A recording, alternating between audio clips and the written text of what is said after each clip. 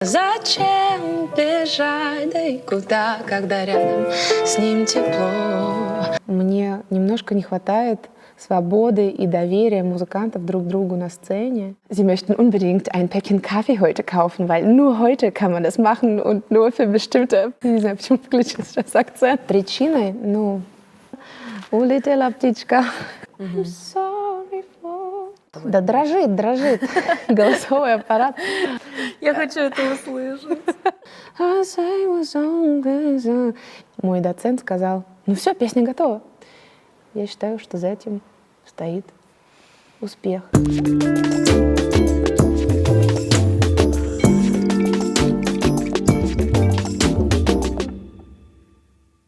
Танечка, привет. Привет. Я очень рада тебя видеть. Спасибо за приглашение вообще-то.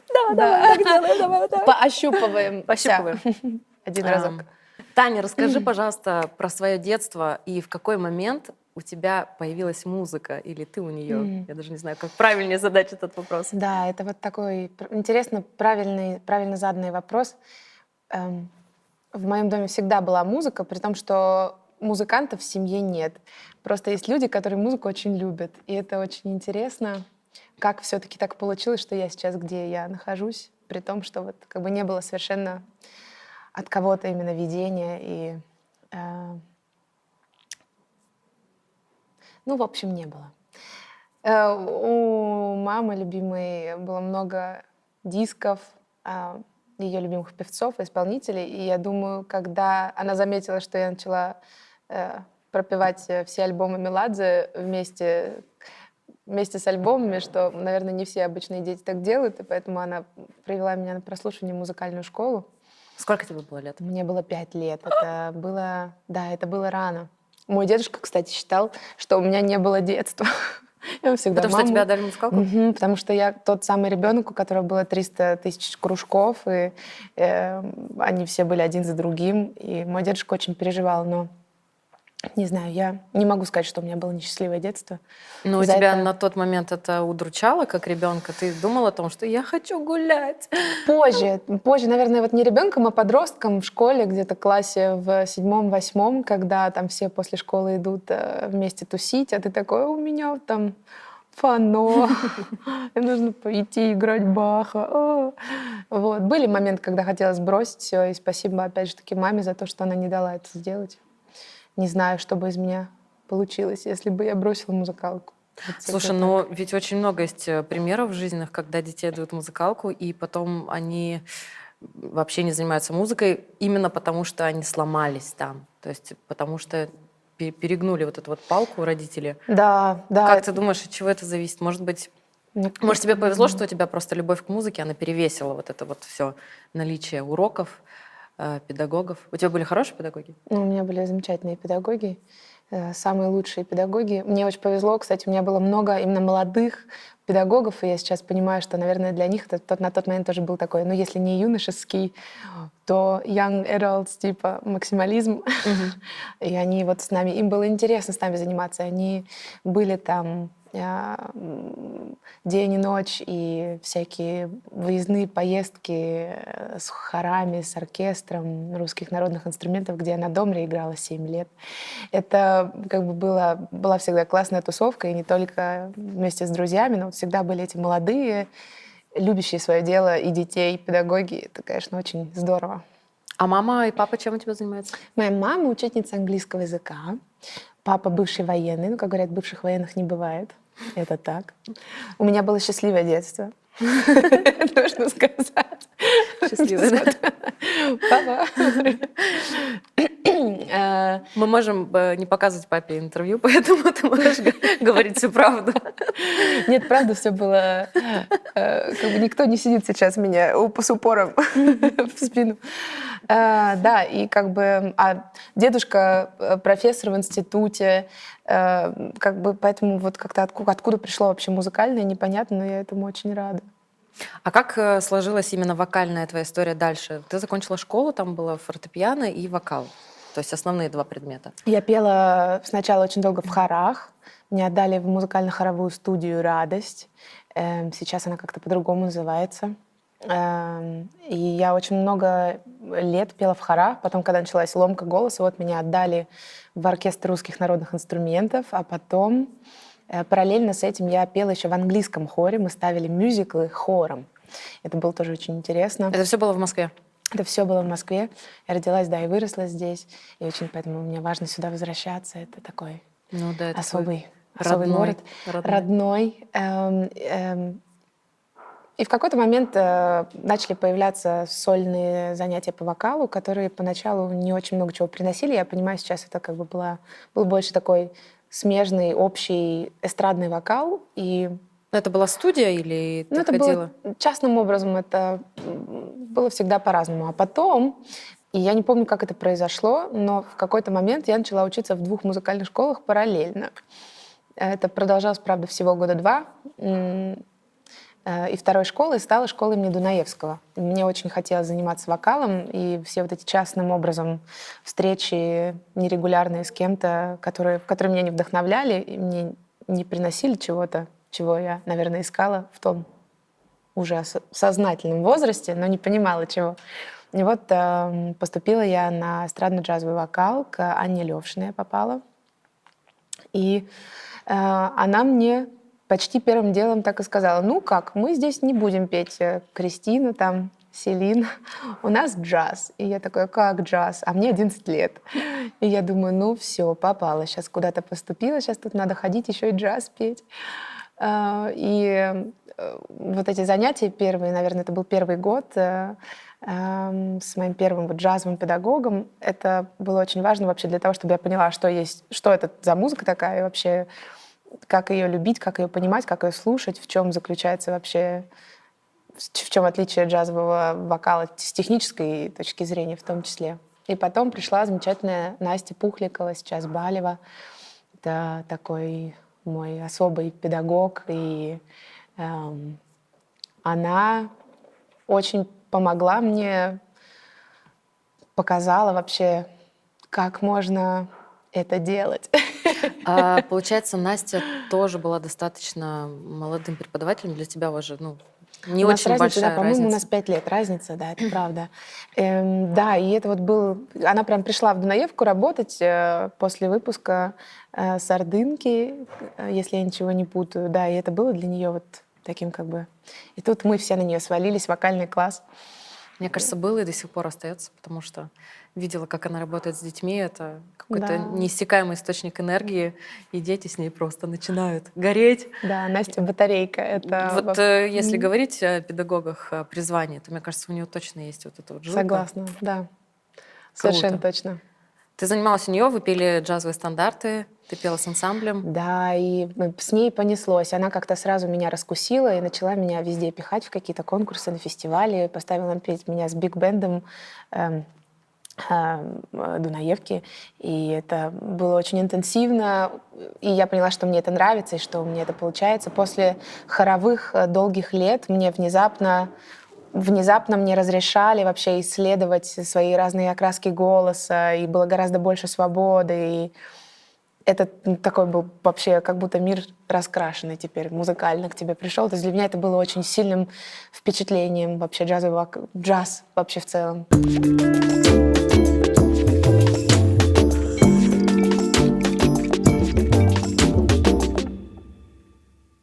Скажи, пожалуйста, а когда ты выходила маленькая на сцену, ты помнишь те моменты, когда было волнение? Или у тебя, в принципе, не было такого периода, когда ты понимала, что сцена — это немножко страшно? То есть вообще, в принципе, у тебя было это чувство? Было. Расскажи, вот в какой момент оно прошло, или как ты с ним справилась, или, может быть, конкретно с каким-то педагогом у тебя получилось это Ты знаешь, исключить? оно до конца не уходит.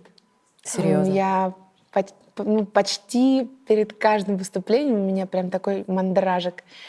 И не знаю, я воспринимаю это как хороший знак больше, честно говоря. Вот многие говорят о волнении на сцене как о чем-то таком, скажем, негативном, что может сковать тебя, помешать показать, что ты знаешь и умеешь. А для меня это показатель того, что ты еще этим живешь, тебя это волнует, это для тебя важно, и это твое. Потому что, мне кажется, как только придет такое спокойствие, такого вальдева, надо как-то задуматься, что я делаю, потому что для меня это был бы, наверное, звоночком, что я перестала расти, я в зоне своего комфорта, я засиделась. Что надо делать? Надо как-то крутиться. Поэтому, наверное, я как раз буду стараться искать постоянно, делать так, чтобы у меня продолжалось вот этот легкий мандраж. Не знаю. Но твое волнение, правильно я поняла, что оно не мешает твоему техническому моменту? То есть ты управляешь как бы своим аппаратом?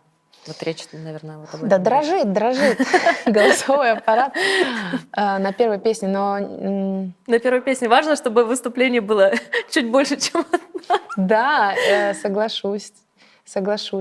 Не знаю, интересный момент, конечно, такой, но музыка меня очень уносит. Я понимаю, что я вот в какой-то момент я перестаю думать о себе и о том, что я делаю, потому что для меня это такое...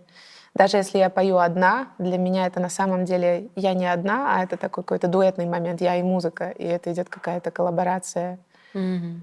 объединение, поэтому... В общем, тебя быстро затягивает в другой мир, и ты через волнение... Да, И это как-то уже. происходит очень быстро, но вот Фу-фу. прям перед выступлением мне бывает прям очень плохо. То есть в сентябре этого года был концерт Селин Рудольф в большом зале нашей консерватории Дрезденской, и я была как бы а-ля на бэк-вокале, но у меня прямо перед выступлением начался такой мандраж, мне не хватало воздуха, я понимаю, что я просто прислонилась к стенке, я не понимаю, в чем дело, хотя как бы, концерт, как бы не мой, да, я не фокус-поинт, но это вот было такое, я думаю, что музыкально, это был очень интересный проект, между жанровым было смешивание симфонического и джазового оркестров, и вот 4 джазовые вокалистки, и это было очень вообще потрясающая музыка, и было какое-то ощущение того, что это что-то глобальное на тебя идет. Я думаю, вот это вот заставило меня так Вот он, новый опыт, такой экспириенс, который ты... вообще. Классно. Помимо Меладзе, который был с 5 лет, благодаря маме, и помимо джазовых композиций, которые ты слушала в школах, на какой музыке ты выросла? Вот до лет 18 что ты слушала? Был ли у тебя период, когда модная какая-то волна тебя вдруг захлестнула, и ты ходила на дискотеки или тусила со своими друзьями? Или у тебя, в принципе, такой был очень как бы избирательный подход, благодаря, может быть, тоже родителям? Можешь прям конкретно перечислить то, что было вот там до совершеннолетия по музыке? Интересный, да, момент такой. Я вообще человек с огромным бэкграундом поп-музыки. Я вышла из нее, как бы первые песни, вот этот эстрадный вокал, это было всегда поп-музыка. И очень долгое время я слушала как раз зарубежный поп, который мне очень нравился. И это, например, сейчас в голову идут Pussycat Dolls, например, но при этом сразу же Sting или The Police, конечно. Было смешение как каких-то времен, так и жанров. Давай посмотрим. Конечно же, Кристина. Не знаю, на Агиреле. Мне кажется, все вокалисты как-то, так или иначе, ее нельзя оставить незамеченной. Это такой конечно. какой-то очень важный Персонаж. момент для нас, для всех. Как минимум, каждая, мне кажется, из нас пела Hurt. I'm sorry for... Хоть один раз. Все мы через это прошли. Давай посмотрим, что было еще.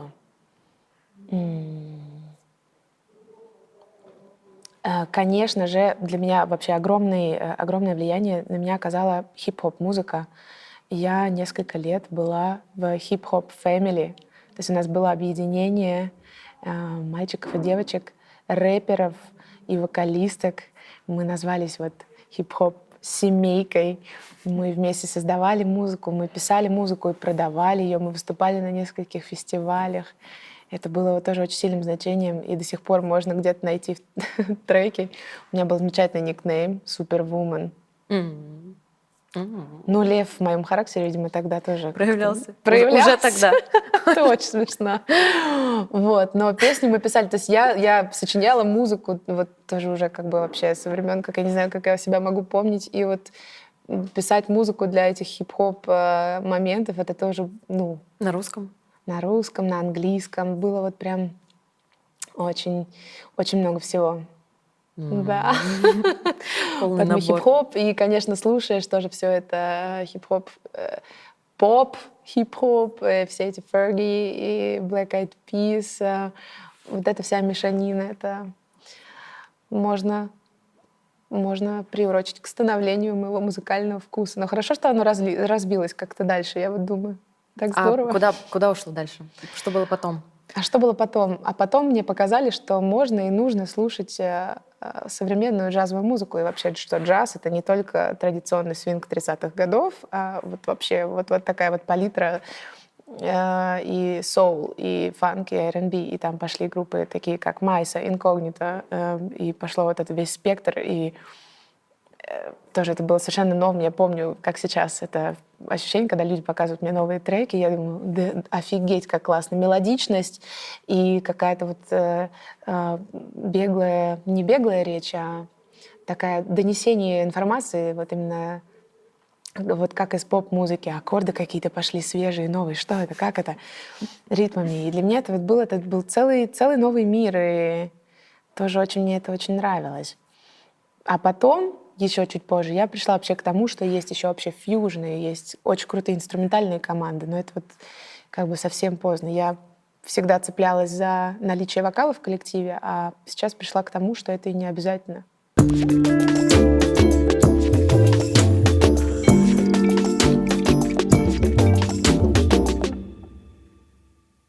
Итак, давай поговорим о твоем начале авторской музыки в твоей жизни.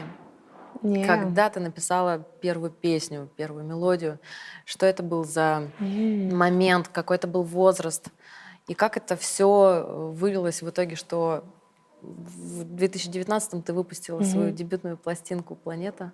С чем тебя поздравляю! Спасибо. С Это безумно очень красивой долгожданный музыкой. Как ты момент. к этому пришла? Расскажи, что это за путь был?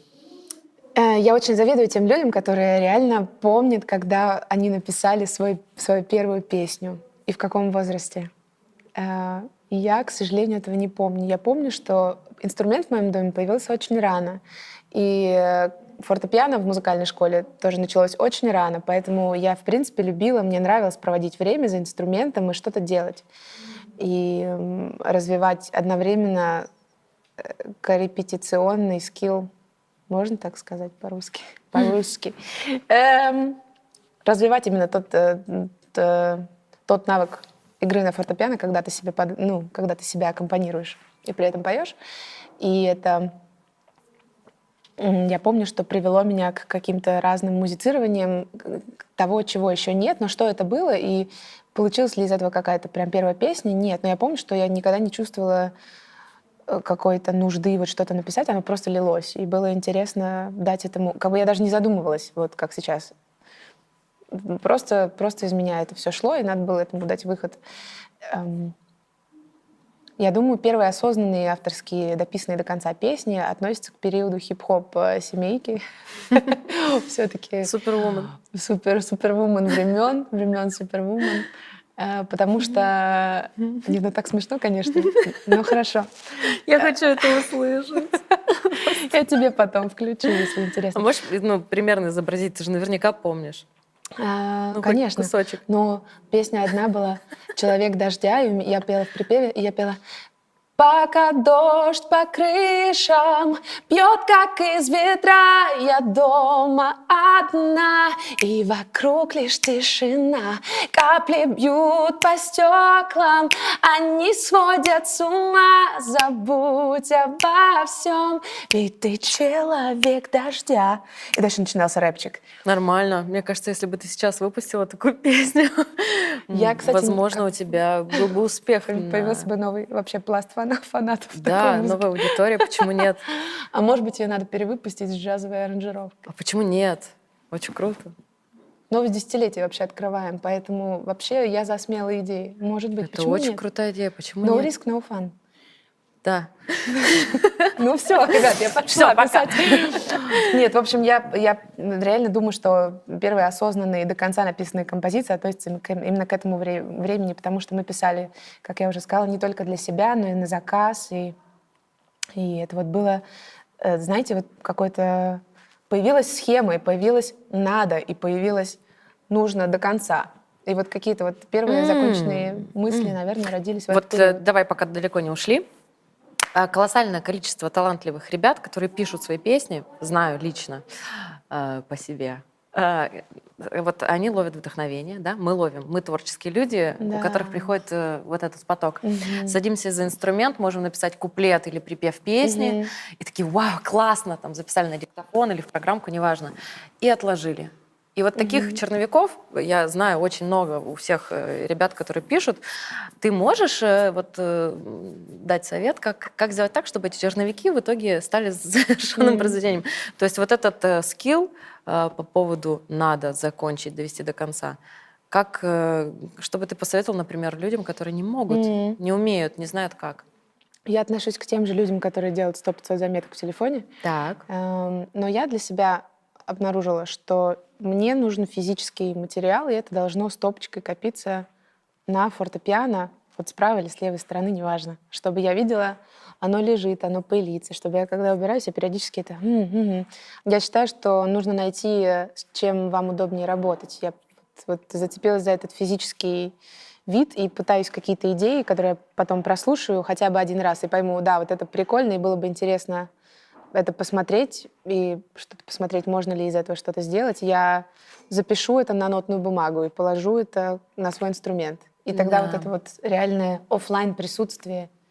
То есть оно начинает иметь вес, грубо говоря, когда ты это Да, его зафиксировала невозможно на не заметить бумаге, и тогда, ты да. понимаешь, что это не просто мимолетное вдохновение, которое ты поймала. Да. И оно не просто лежит В телефоне в где-то телефоне спрятано. где-то, да, в этом списке, который надо листать и листать, а вот она как бумажка, которую мне надо...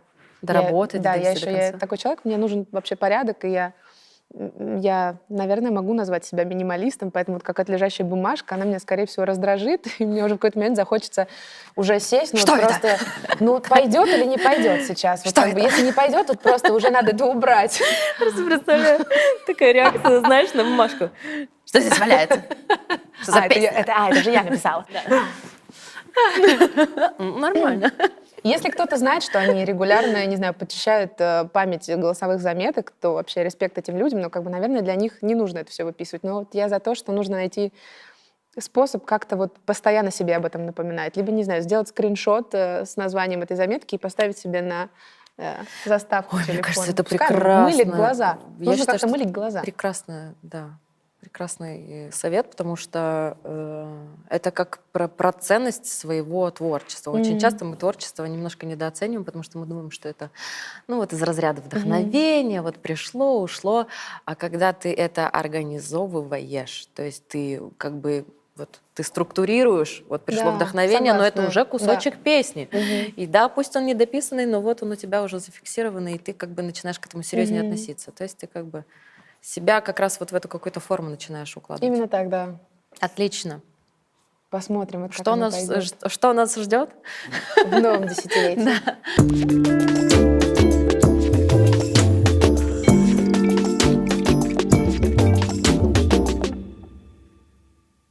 В каком году ты начала работать над альбомом? И сколько лет ты его писала? Или у тебя песни были готовы, и ты долго-долго за них не бралась? и Нет, потом- нет, нет. Работа к альбому, над этим альбомом началась, я, наверное, скажу, в 2017 году, да. Потому что именно тогда появились первые заметки одной из песен, но я еще не понимала, что с ней делать и как. Первой песней из альбома была Secrets, которая сейчас является последней в трек-листе. И за это огромное спасибо педагогу по композиции. Дело просто в том, что я в этот учебный год, я еще училась в тот момент, и я записалась в курс композиции, который длился 1 год. С одной стороны, я думала, ну что можно научиться за год, это же такая обширная тема. Но подумала, мне нужен этот пуш, мне нужно направление, указание каких-то tools, инструментов для самоструктурирования, да, может быть, это, опять же таки, может быть, это больше психологические моменты, просто такой, нужно сесть и просто делать. В общем, мне было интересно. И набросок на Secret я принесла в класс композиции, и мне тогда мой доцент сказал, ну все, песня готова. Я так удивилась, я говорю, что? То есть не было еще тогда ни текста. Он говорит, ну текст уже есть, смотри, ты поешь какие-то слоги. А я, в общем, я часто, когда что-то сочиняю, первое ко мне приходит музыка, и я пою на каком-нибудь сфантазированном языке, там... «I say what's on this, И он говорит, ну вот же, вот смотри, у тебя уже там и гласные как-то сформированы, тебе просто надо найти какие-то слова. И это был очень интересный подход, мне понравилось. Я до сих пор так делаю. Работа над альбомом, это было очень долго. И в какой-то момент я думала, это слишком долго. И, наверное, как бы, если можно было бы что-то кому-то посоветовать, кто за это собирается браться в первый раз, или, может быть, да даже второй, третий, неважно, я считаю, что нужно пробовать в довольно короткий срок выпустить все-таки продукт, потому что время идет, а человек меняется, приходит какой-то опыт, и на определенные вещи меняется взгляд. И вот можно сидеть и очень долго что-то переделать, потому что опыт приходит через другие проекты, через просто жизнь, что-то тебя по-другому вдохновило, и ты такой, нет, надо перепеть. А по идее альбомы, я поняла, что это просто, знаете, как отметка, а где я находился, вот где я был в тот жизненный момент, и как я думал, как я звучал. И это надо просто сделать и идти дальше. Иначе ты сидишь на одном и обрабатываешь одно. Вот как-то вот такой момент интересный. Поэтому, мне кажется, 2 года работы над альбомом — это довольно долгий срок. Еще и при том, что одна из песен была написана вообще за 2 недели до того, как мы пошли в студию с музыкантами.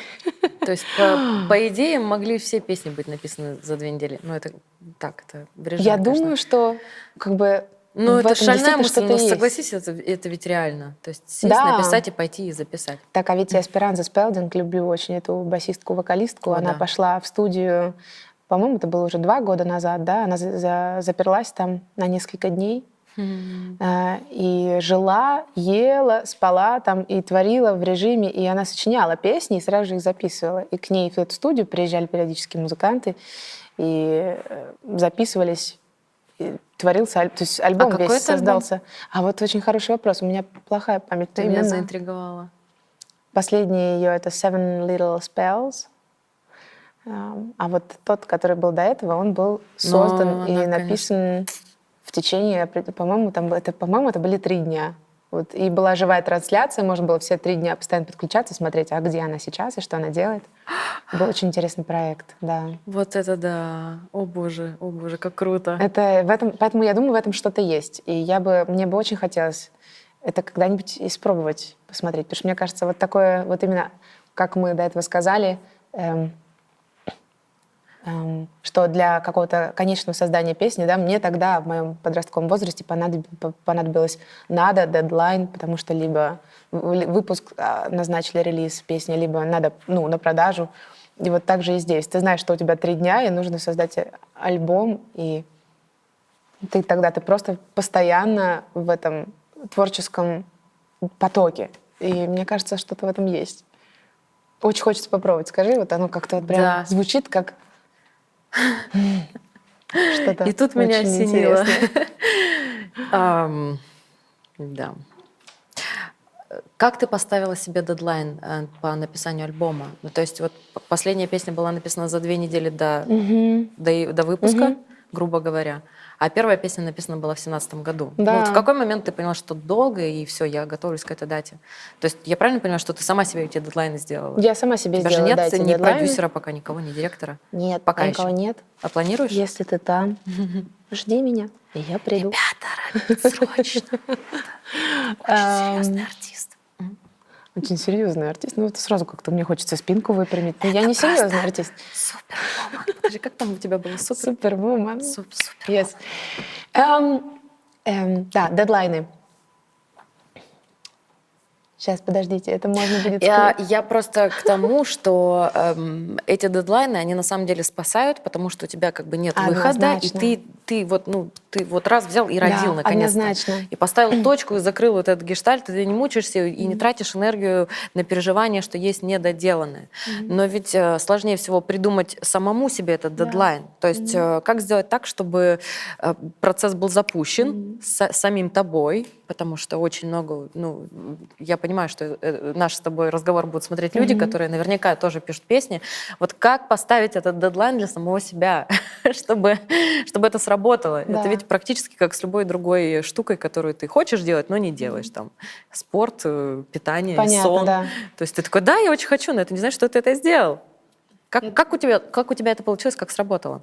В моем случае у меня было очень большое желание по выпуску из института не тратить еще целый год уже как бы нахождения в жизни фрилансера. Не хотелось тратить его на только вот создание какого-то продукта, с которым я потом могу ходить к лейблам, к букинг-агентствам. А хотелось, чтобы вот я выпустилась, и у меня был продукт, с которым я сразу могу пойти. И для меня дедлайном в таком случае стало окончание учебы.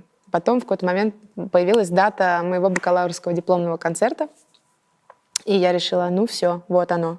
К этому моменту должно быть, потому что мне хотелось, я представляла, было бы здорово на бакалаврском концерте сделать в том числе и как бы такой релиз-концерт, хотя бы частично исполнить пару песен из альбома. Поэтому это вот был такой сильный дедлайн просто из, как бы, скажем, временных соображений. Не хотелось тратить время после учебы, да, чтобы вот что-то... Хотелось выйти и сразу начать рассылать имейлы. Кстати, чего я пока не сделала в связи с недавним переездом, и это все очень непросто. Но сейчас приеду и за это возьмусь. И я начала от конца рассчитывать просто время. Я сказала, окей, 21 октября у меня бакалаврский концерт.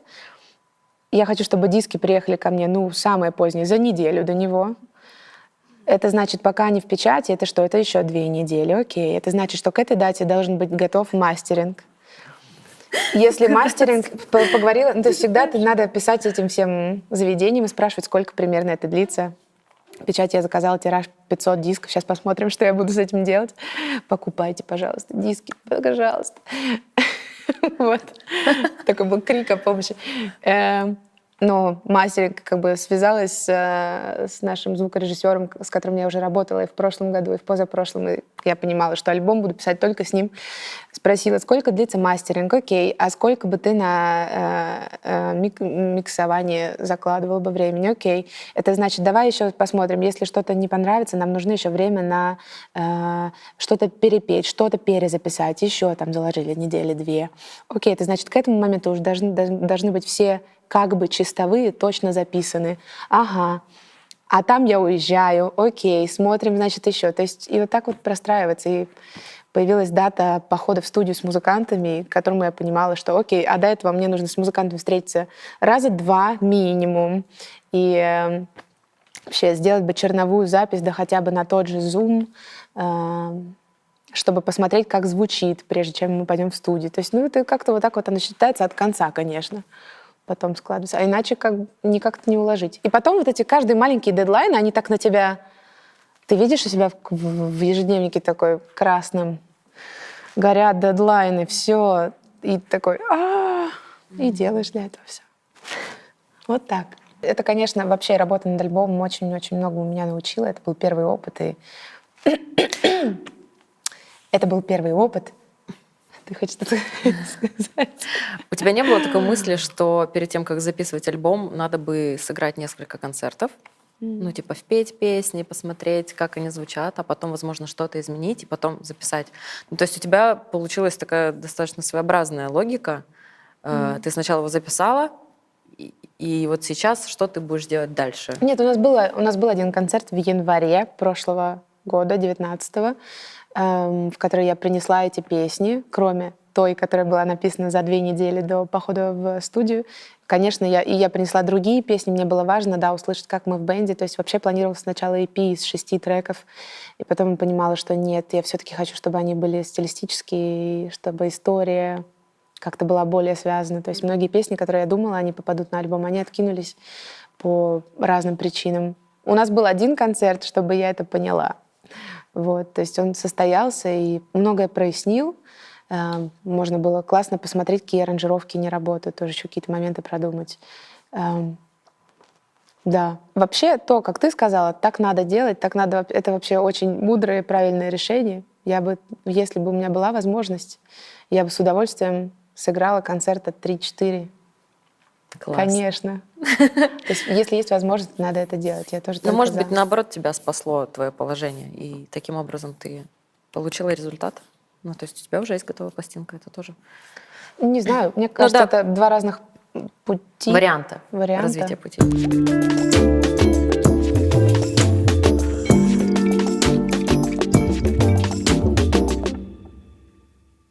Давай перейдем к тому вопросу, как ты переехала в другую страну, что этому способствовало, и твои, наверное, самые сильные переоценки или осознания по поводу того, как тебе жилось здесь, потому что в Москве ты уже была достаточно востребованной вокалисткой, ты пела в джаз-дэнс-оркестра, у тебя была очень насыщенная такая вокальная жизнь, в принципе, да, у тебя здесь все достаточно хорошо развивалось, но потом вдруг ты меняешь страну, ты переезжаешь в Германию, и как ты себя там ощущаешь, и какие у тебя вообще наблюдения такие самые сильные произошли? Вот, поделись. Сколько ты уже, получается, живешь? 4,5 года. года. Я переехала 30 августа 2015 года. Это был билет в один конец.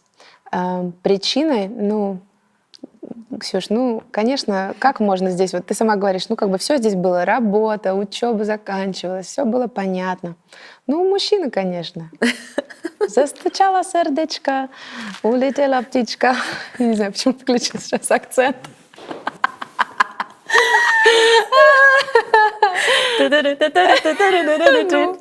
Не говори.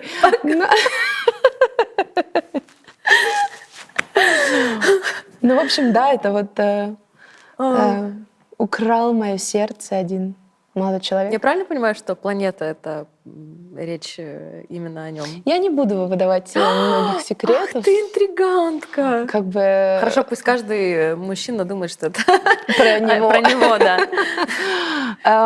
Но в любом случае, да, то есть я не уверена, что вообще все бы произошло, если бы не было вот этой причин переезда, которая вообще-то это была зов сердца. Я не уверена, что все вообще, где я сейчас нахожусь. Так интересно об этом думать. Вот какой-то такой сильный эмоциональный момент, сколько всего он может изменить. Да, и переехала я вот к моему на тот момент молодому человеку, сейчас мужу замечательному. А какой был вопрос? Я, видишь, все, я ушла. Ты продолжай. Вот куда тебя сейчас поведет? Сейчас мы посмотрим, куда тебя поведет. И ты такая уже: муж на тот момент, а вот дети, я в доме, и я, значит... Но вопрос был про причины переезда и твои самые главные инсайты, то есть переоценки, да, что случилось. Вот ты жила в Москве всю жизнь. Такой человек столицы, у которого все очень круто складывалось. Но правда, тебе повезло с педагогами. У тебя были замечательные молодые профессионалы, которые давали вот эту любовь к музыке. Были бенды, были коллективы, даже писали уже авторскую музыку в подростковом возрасте. И вот насколько сильно перевернулось твое мироощущение, когда ты просто переехала в другую страну? Или не было такого, знаешь, вау-эффекта, что вот все, пожар, переезд и вообще все с нуля? То есть как внутри у тебя это все? Был ли вообще какой-то там, не знаю, может быть... Акклиматизационный период? Там период стресса, когда ты не могла расслабиться или почувствовать себя своим человеком, или понять, как взаимодействовать с людьми? Первые месяцев 5 после переезда я регулярно созванивалась по скайпу со своими друзьями и часто просто плакала. Было очень тяжело. Представляешь, здесь можно позвонить человеку и сказать: давай, через 30 минут на нашем месте. Подразумевая там какое-то любимое кафе, где вы регулярно встречаетесь, а как бы тут я так сделать не могу. И не с кем, и было очень тяжело. И я приехала в первый год после переезда, я приехала на Новый год в Москву, и это была такая отдушина, и тоже мне не хотелось уезжать. Были серьезно мысли, что вообще, правильно ли я сделала? Действительно, все же хорошо было. Куда меня сейчас эта любовь заведет? Но уже я себя останавливала тем, что успокаивала себя тем, что в момент переезда я все-таки была очень в этом уверена. Значит, сейчас надо просто дать себе реально время как-то а, Остыть? остыть, да, и вот просто укрепиться ногами в земле. И большой тоже, наверное, такой совет из личного опыта — попытаться найти себе какое-то занятие, то есть что-то должно вообще не быть, ни в коем случае не оставаться в четырех стенах, даже если наша профессия музыкальная подразумевает наличие многих каких-то вещей, да, например, инструмент, компьютер, Wi-Fi, не знаю, по возможности искать места, в котором стоят фано, и можно на него, за него сесть и поработать.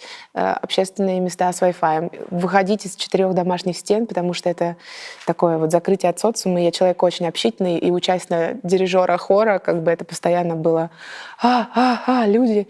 И тут я как бы внезапно была очень много и очень долгое время, несколько дней в неделю я была дома одна, и это было очень тяжело. Как только я вышла на работу, все, жизнь заиграла новыми красками.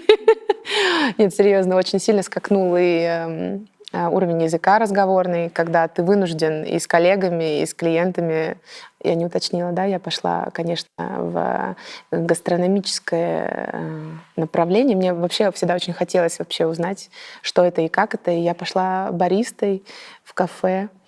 Причем это было так по-серьезному. Я даже прошла сертифицирование. 3 месяца я училась и сдала потом экзамен. Мне дома лежит сертификат. Я подумываю, сейчас его над новой кофемашиной в рамочку, что ли, вставить. Ну, как-то вспомнить, как рисовать пенкой надо, все это как-то воссоздать.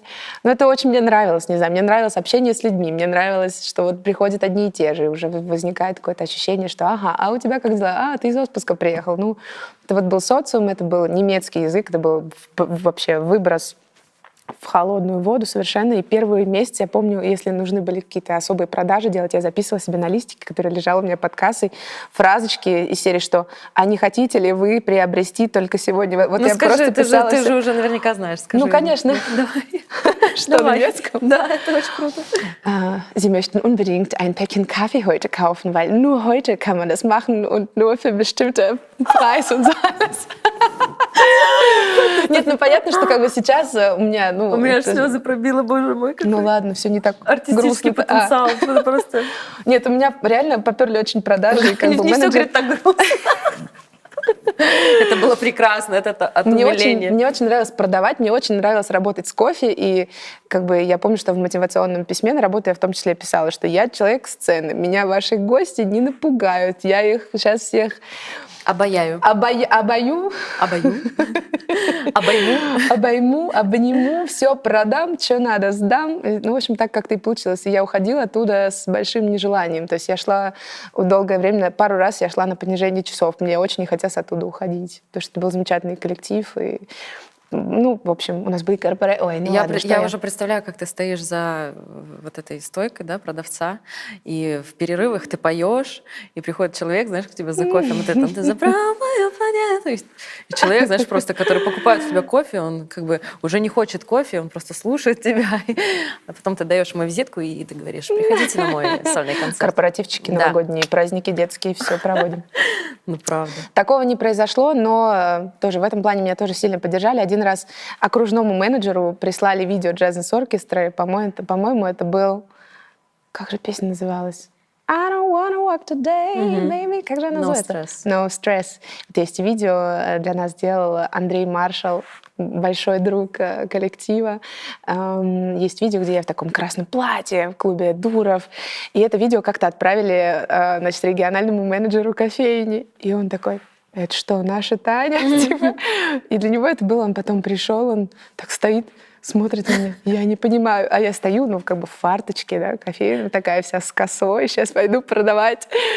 И его это очень сильно как-то на него это повлияло, было очень смешно. И он реально мне предлагал свою помощь, он помог мне провести в другом филиале этой кофейни, сделать концерт. Он перенял расходы на там рекламу какие-то. То есть вот была реально поддержка, и за это тоже им огромная благодарность, не знаю. То есть я считаю, вообще это и опыт потрясающий, знакомство с такими людьми, единичные какие-то случаи. В общем, очень интересно. И так я была выброшена в мир немецкого языка и социума снова, и стало поприятнее там находиться в этой стране. Какие у меня произошли переоценки? Ну, я гораздо по-другому начала воспринимать и ценить время. все вот говорят немецкая пунктуальность, пунктуальность, оно так и есть. Хотя многие немцы все равно опаздывают, но какой-то идет такой общенациональный все-таки, что время а самое важное, время другого человека — это очень дорогой фактор, на котором не надо забивать. И вот это вот мне очень важно, и я стараюсь как-то к этому серьезно относиться. Мне очень было важно, вспомнила такой момент, когда я училась в Ипполитово-Иваново, это был мой первый опыт встречи вообще и совместного какого-то ежедневного пересечения с людьми иногородними. И меня всегда так вдохновляло, насколько они прут и по учебе, и насколько они активны в городе. И именно иногородние ребята, мои друзья, с некоторыми мы до сих пор общаемся, это были те ребята, которые: а пойдем сегодня в парк, поехали в парк Горького. Я думаю, подождите, а на тот момент, как-то я, может быть, была пару раз в парке Горького, я такая: где он находится? Они такие: ты что, ты же москвичка. И я думаю, действительно, я же москвичка, почему я этого не знаю? Или какие-то моменты, когда ты видишь, что они в учебе, они просто там сидят в библиотеке, ищут, читают, делают. А у меня всегда было очень расслабленное состояние. И я не знаю, правильная эта мысль или нет, но мне тогда казалось, что вот у них вот это вот чувство максимализма за счет того, что они вот уже сюда приехали, и вот теперь и хочется, и можется, и надо пахать. И мне очень хотелось этого ощущения. И почему-то я себе тогда сказала, что в Москве у меня, скорее всего, такого не получится сделать. И я ждала этого переезда, чтобы посмотреть, насколько это будет для меня пинком. И, к моему счастью, оно как бы так и получилось.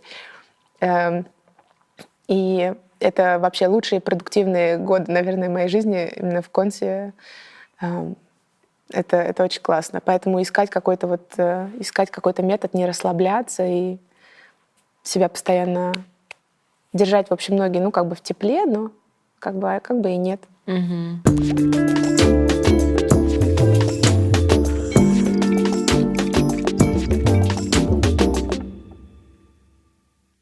Танюш, переехав в другую страну, поделись, пожалуйста, какое может быть яркое, ярчайшее какой-то экспириенс, опыт ты получила именно в музыкальном плане там? Возможно, чего бы ты, например, никогда бы не пережила здесь, в Москве?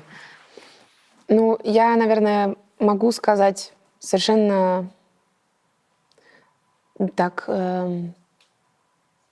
откровенно, что с джазом конкретно в его виде я все-таки не успела много чего поделать в России. И опыт последней основной работы с Jazz Dance Orchestra — это все-таки был такой джаз-поп. И у меня очень долгое время не было представления, то есть у меня не было каких-то джазовых корпоратов, где я могла бы попеть стандарты, попрактиковать импровизацию. И это все было таким, отдаленным моментом, после Дунаевки, как я перестала там заниматься с Настей. И переехав и вообще начав учебу в Дрездене, в Дрезденской консерватории, было очень сильным впечатлением вообще от того, там очень идет сильный упор на именно конкретно джаз. Большое количество ансамблей, которые не просто можно, а нужно посещать. И я помню, что в первом ансамбле в учебе я спрашивала педагога: а как он думает в этой композиции мне, какие лучше слоги выбирать, какие-нибудь, с открытой «а», там, «табу-дабуду» или там что-то более закрытое. Я помню, он смеялся, барабанщик Себастьян Берг, очень классный музыкант. Он такой: Тань, я как-то, как я тебе могу сказать, какими слогами? И для меня это было такое: я же не знаю, я же не понимаю. Но оно как-то медленно начало расти. Просто настолько там... Я попала просто совершенно в тотальный джазовый кружок и начала в нем вариться. И это было очень сильным, потому что многие говорят, что есть американский джаз, есть европейский джаз. И мы сейчас говорим не про разные стили, которые как-то развились с теми или иными музыкантами, а именно как культура, что ли, джаза в Америке, в Европе в целом, хотя там тоже есть скандинавский, например, то, что я вообще, для меня это совершенно отдельная история. И для меня я сейчас поняла, есть российский джаз. А можешь примерно объяснить, как ты сейчас это чувствуешь? То есть уже ты можешь сравнить, и что для тебя является ключевым, или как ты его слышишь? Я хочу сказать, что то, что я сейчас скажу, это лично какое-то мое сейчас ощущение. Конечно. Но мне немножко не хватает свободы и доверия музыкантов друг другу на сцене. И доверия не просто друг другу, а еще и доверия моменту. И вот это вот какой-то возможности быть и находиться в тотальном вот доверии, но и одновременно внимании и таком как бы сконцентрированном, доверенном кружке, круге, Круга. круг. Круге. Мне действительно не хватало, вот сейчас у меня как бы есть, в 2019 году у меня есть такой опыт, и я понимаю, что мне вот не хватало того, что я, как бы, а я и не знала, что это что-то особенное. Просто по моему опыту в Германии это как бы само собой разумеется. Все занимаются там по одному, в комнатках сидят, тренируются, а когда ты выходишь в ансамбль, пускай это в ансамблевой комнате, пускай это на джеме, даже если кто-то не знает цифровку, да, они все равно поставят себе там iReal Pro или приходят такие с маленькими, видишь, знаешь, такие, опять есть реалбуки, это так смешно. Они такие малышки, книжки.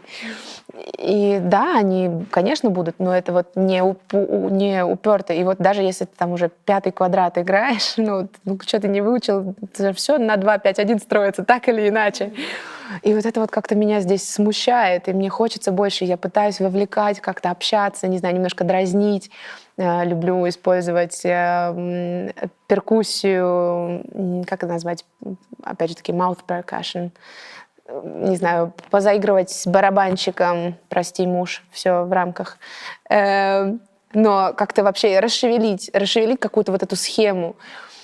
И когда оно получается, самое интересное, что я вижу в глазах музыкантов такой свет, такое сияние, как будто вот они ощущают, что да, это же так прикольно так делать. И я думаю, ну да, почему? Ну это же так прикольно, почему бы не делать этого чаще? Ну да, то есть музыка как игра, как какой-то процесс, в котором не обязательно быть серьезным, правильным, а может быть где-то ошибиться и даже из этого извлечь что-то прикольное. А еще я Ну, думаю, эксперименты, да, я понимаю, о чем ты говоришь. да. Открытость и готовность к какому-то, Мгм. к чему-то, что сейчас никто не знает, что сейчас произойдет, Да. но относиться к этому с такой любознательностью, ну Мгм. типа, а как сейчас Да, это будет? вот, наверное, так. И для меня это очень важно. И я поняла это вот несколько лет сначала, поиграв в сильно джазовой тусовке с немцами, и познала, как бы осознала, наверное, правильное слово, осознала это в сравнении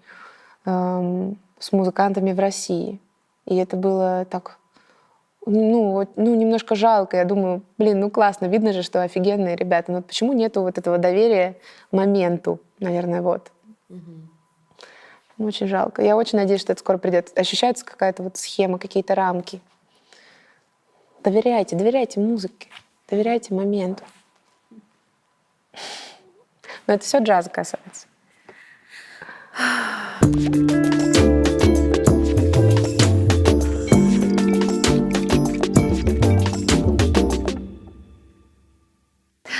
Подводя итог нашей прекрасной беседы, я хочу попросить тебя кратенько, сжатенько, но очень сфокусированно дать несколько советов тем ребятам, которые сейчас работают над своим авторским материалом.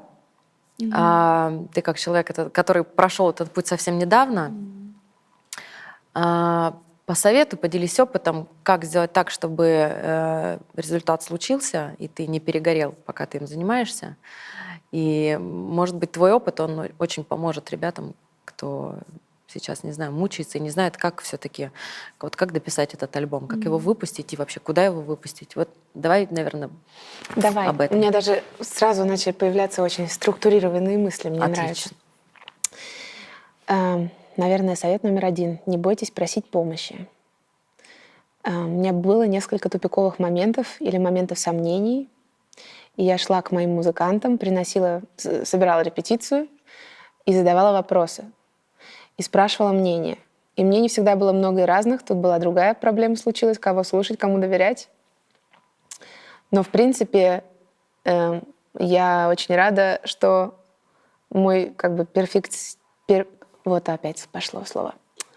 Я очень рада, что мой перфекционизм правильно? Да. Что он не перелился здесь в какой-то максимализм, и что я сам. При работе над этим альбомом я научилась тому, что самое главное — подобрать хорошую команду.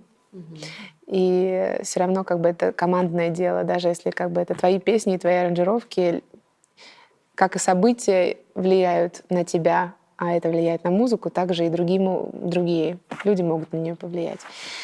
Поэтому не бойтесь просить помощи, в этом нет ничего такого, а наоборот, обогатите себя. По поводу дедлайнов и чтобы довести до конца. Я поняла, что я поначалу себя прям очень сильно осуждала, и каждую какую-то музыкальную, даже не до конца доведенную, не до конца собранную фразу или какую-то идею я начинала думать: так, ну и что с ней? Как? Зайдет, не зайдет? Что я могу с ней сделать? И вот это вот идет уже, она же еще пока, там ничего не сформировалось. Как это можно? То есть вот этот момент осуждения по возможности убрать и просто творить. Один интересный совет я получила этим летом от одной шведской певицы, Жозефин Линдстранд. Она пишет на разные составы, у нее есть альбом с большим оркестром, таким тоже межжанровым, пишет музыку для кино, и вот тоже я спрашивала ее, как вообще прийти к тому, чтобы писать и писать продуктивно и не осуждая, и она говорит: в последнее время я делаю так, я сажусь к инструменту, включаю диктофон, импровизирую, вот просто импровизирую. Голос фано, или, может быть, на кейборде включаю какие-то, не знаю, разные... Но тоже она говорит, в основном она работает с клавишными разными звуками, как Rhodes, да, или орган, Hammond. В общем, она говорит, просто надо записывать все, а потом ты как бы не композитор, а ты эдитор, ты редактор. Ты прослушиваешь и смотришь, вот это вот прикольно. А потом, как пазлы, можно начать из этого что-то собирать. Мне кажется, это интересный такой принцип работы, когда ты реально, ты не сидишь и не думаешь, мне надо дописать песню, а ты такой, come what may, приди, что хочет. Сейчас просто я нахожусь вот в этом потоке творческом, а потом посмотрим, что я из этого могу взять и использовать. И вот это вот тоже такое... И это получается без осуждения, получаешь гораздо больше материала, из которого потом можно что-то сделать. Я поняла, что вот это очень мне помогло все как-то к концу сводить. Ну и организованность, и дедлайны творят чудеса. Как мы говорили сегодня об этом, но это действительно так. Я прямо ощущаю, что это было очень сильным решением так задолго поставить этот дедлайн. И спасибо тоже. Я не сама к этому пришла, мне посоветовали от конца прям неделя за неделей считать.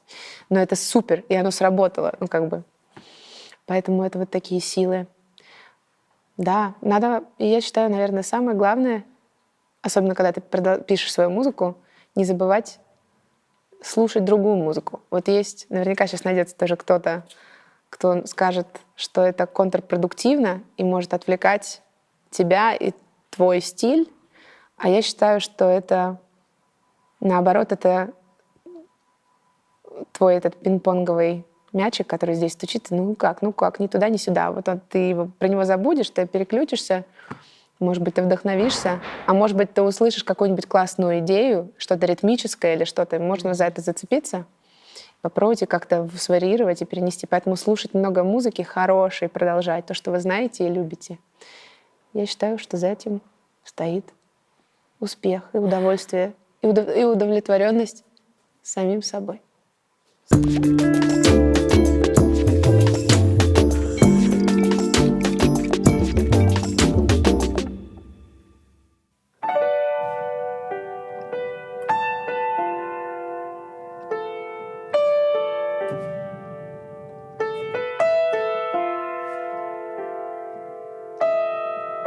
Как сон, весна, равноденствие в душе моей настало. Зачем бежать, да и куда, когда рядом с ним тепло?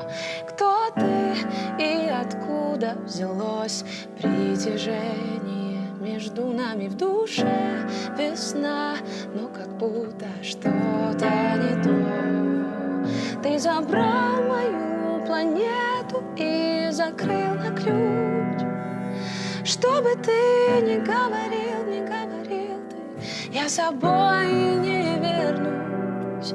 Ты забрал мою планету и закрыл глаза. Не беда моя, мне планета нужна.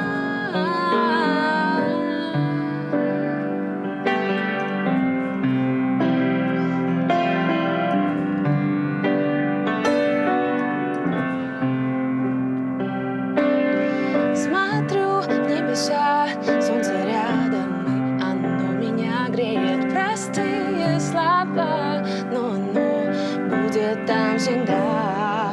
А кто ты, как комета влетел и пересек мою ты орбиту? В душе весна, но-ка знаю, ты здесь не навсегда.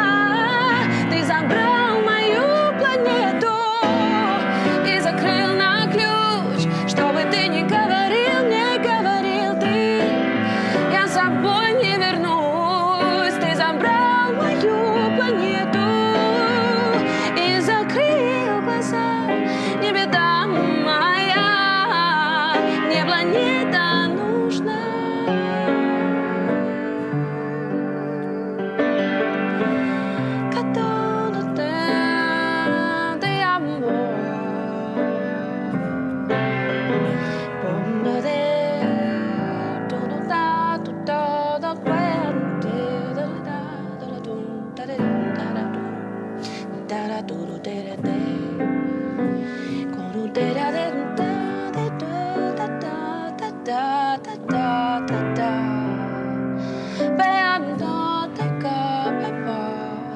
Stay up.